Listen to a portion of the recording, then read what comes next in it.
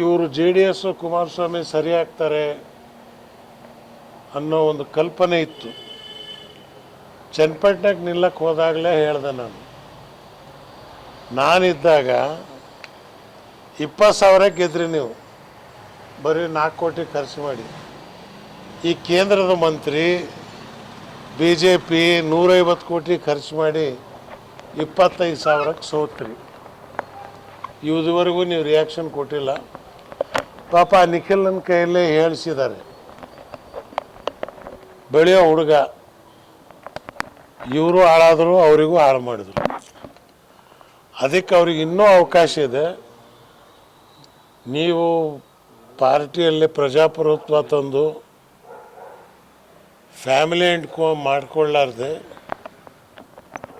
ಬಾಬಾ ಸಾಹೇಬ್ ಅಂಬೇಡ್ಕರ್ ಬಸವಣ್ಣವರ ಸಿದ್ಧಾಂತದ ಮೇಲೆ, ಕೆಂಪೇಗೌಡರ ಸಿದ್ಧಾಂತದ ಮೇಲೆ, ರಾಷ್ಟ್ರಕವಿ ಪುಟ್ಟಪ್ಪನವ್ರ ಸಿದ್ಧಾಂತದ ಮೇಲೆ ಏನು ಕುಮಾರಸ್ವಾಮಿ ಅವರ ನಿಮ್ಮ ತಂದೆಯವರಿದ್ದರು ಆವಾಗ, ಆ ಸಿದ್ಧಾಂತಕ್ಕೆ ನೀವು ಮರಳಿ ಬರೋದಾದರೆ ಕರ್ನಾಟಕದ ಜನ ನಿಮ್ಮನ್ನು ಮತ್ತೊಂದು ಸಲ ಕ್ಷಮಿಸ್ಯಾರು ಅನ್ನೋ ಭಾವನೆ ಇದೆ.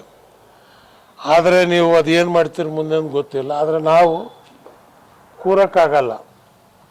ಈಗ ಅನೇಕ ಜನ ಜನತಾದಳ ಶಾಸಕರು ನನ್ನ ಸಂಪರ್ಕದಲ್ಲಿದ್ದಾರೆ.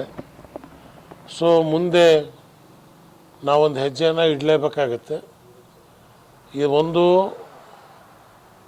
ರಾಜ್ಯ ಮಟ್ಟದಲ್ಲಿ ಒಂದು ಶಕ್ತಿಯನ್ನು, ಮೂರನೇ ಶಕ್ತಿ ಹೆಂಗೂ ಇವರು BJP ಮದುವೆಯಾಗಿ ಇವ್ರ ಪರಿಸ್ಥಿತಿ ಅಲ್ಲೋಲ್ ಕಲ್ಲಲ್ಲಾಗಿದೆ. ಈಗ ಕೇವಲ 2 ಸೀಟಿಗಾಗಿ ಒಂದು ದೊಡ್ಡ ಭಾರತ ದೇಶದ ಪ್ರಧಾನಮಂತ್ರಿಯಾಗಿ ಕರ್ನಾಟಕಕ್ಕೆ ಒಂದು ಕೀರ್ತಿಯನ್ನು ಅವತ್ತು ತಂದು ಕೊಟ್ಟಿದ್ದು. ಅಂಥ ಒಂದು ವ್ಯಕ್ತಿತ್ವವನ್ನು ಸೋಪು ನೀರಲ್ಲಿ ಹಾಕಿ ತೊಳೆದಂಗೆ ತೊಳೆದುಬಿಟ್ರು ಇವರು. ಸೊ ಹಾಗಾಗಿ ನಮಗೂ ನೋವಿದೆ. ದೇವೇಗೌಡರಿಗೆ ಈ ವಯಸ್ಸಿನಲ್ಲಿ ಆಗಬಾರ್ದಾಗಿತ್ತು. ಆದರೆ ಮಕ್ಕಳ ಕಡೆಯಿಂದ ಈ ಥರ ಆಗಿದೆ.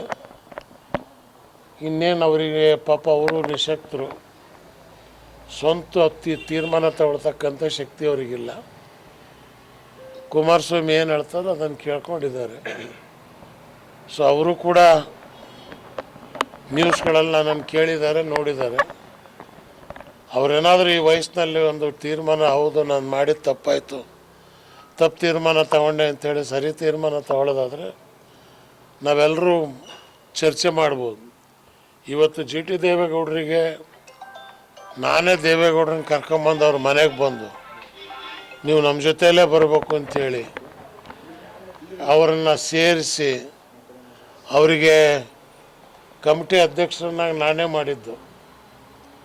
ಅವರು ತಾನು ಗೆದ್ದಿದ್ದಲ್ಲ, ಪಕ್ಕದಲ್ಲಿ ಹುಣಸೂರನ್ನು ಕೂಡ ಗೆಲ್ಲಿಸ್ಕೊಂಡ್ರು. ಈಗ ಅವ್ರಿಗೇನು ಹೇಳಂಗಿಲ್ಲ, ಕೇಳಂಗಿಲ್ಲ, ಏಕಾಏಕಿ ಏಕ ವ್ಯಕ್ತಿಯ ತೀರ್ಮಾನ ತಗೊಳ್ತಿರೋದ್ರಿಂದ ಅವರು ಕೂಡ ಬೇಸರ ಆಗಿದ್ದಾರೆ. ಈಗ ಮುಂದೆ ನಾನು GT ದೇವೇಗೌಡರು ಮತ್ತು ಇನ್ನು ಅನೇಕ ಜನ ಶಾಸಕರಿದ್ದೇವೆ, ಕೂತು ನಾವು ಮುಂದೆ ಏನು ಮಾಡಬೇಕು ಅಂತ ತೀರ್ಮಾನ ಮಾಡ್ತೀವಿ.